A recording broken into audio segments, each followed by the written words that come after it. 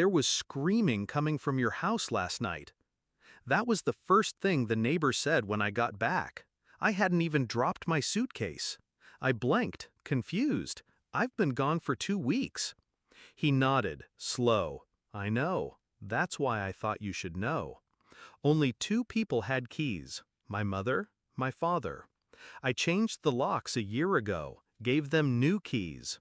Trust, extended once more, a mistake I wouldn't repeat. I didn't yell, didn't ask questions. I just smiled, thanked him, and made a decision. I grew up in that house, inherited it after the fire took my aunt. They used to say it was cursed, but the real curse wasn't the walls. It was who I let inside them. My parents wore kindness like a costume, took it off when no one was watching. Behind closed doors, love became surveillance. Silence became a weapon.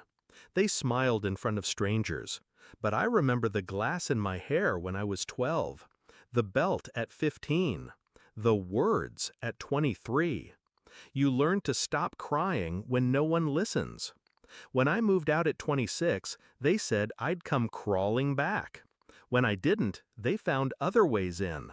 It started small. Furniture moved, papers missing, lights left on in rooms I never entered. At first, I blamed myself. Sleepwalking maybe. Forgetfulness. Then I found a plate in the sink. A plate I hadn't used. Still damp. Still warm. I lived alone. I checked the locks, the windows. Nothing broken. So I bought cameras. Not the big obvious kind. Tiny, silent eyes in corners, vents, light sockets. I didn't tell anyone. The next time I left town, I hit record. What I saw nearly broke me. Day 2 of my trip, 3:42 p.m. My mother entered with a bag of groceries. My father followed, laughing, comfortable. They looked at home, because they felt at home. They didn't knock, didn't call, didn't ask. She went into my bedroom, opened drawers, read my journals. He opened my laptop, logged in like it was his. I watched him scroll through my emails. He paused on one marked therapist notes. He smiled. Day 4. They brought someone with them, a man, late 50s. Didn't recognize him at first. Then I realized he was a former cop, retired, used to drink with my father. They gave him a tour. I heard my mother say, "She thinks she owns this place." He laughed. "Well, she's not married, no kids. It'll be ours again eventually." Like I was a placeholder in my own life. Day 6. Screaming. From them. Not fear, not pain. Anger, rage.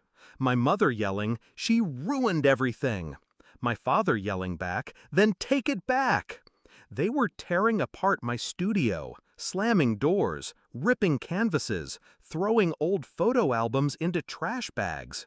My memories, my art, my life.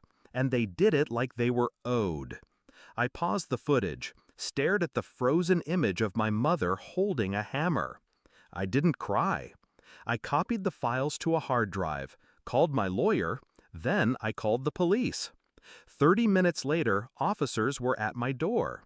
I handed them the footage, the timeline, the access logs. They watched in silence. When it ended, one of them turned to me and said, "Do you want to press charges?" I nodded. Yes, I do. They didn't see it coming.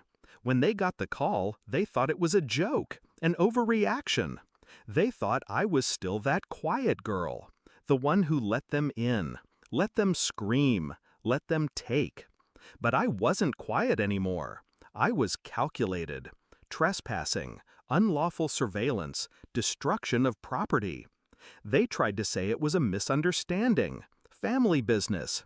I played them the audio, showed them the emails, pulled up the timestamps, the door logs, the GPS. The officers didn't smile. They just cuffed them. In court, my mother stared at me the entire time. I didn't blink. She tried to speak once, said my name like it still belonged to her. I didn't answer. The judge ruled in my favor. Restraining order, full removal of access, restitution for damages, court-ordered psych evals. They left in silence, the way they should have years ago. I changed the locks again, burned the journals they read, repainted the studio walls. But I kept the cameras, not out of fear, out of proof. Proof that I wasn't crazy, that silence wasn't weakness, that I saw everything and acted. People always ask me, why didn't you just confront them? Because confrontation gives closure to them. I wanted justice, clean, cold, undeniable. I didn't need to scream, I just needed to watch. And when the time came, I made sure everyone else heard it for me. Some legacies are inherited, others are burned. Mine, I buried it under evidence and walked away whole.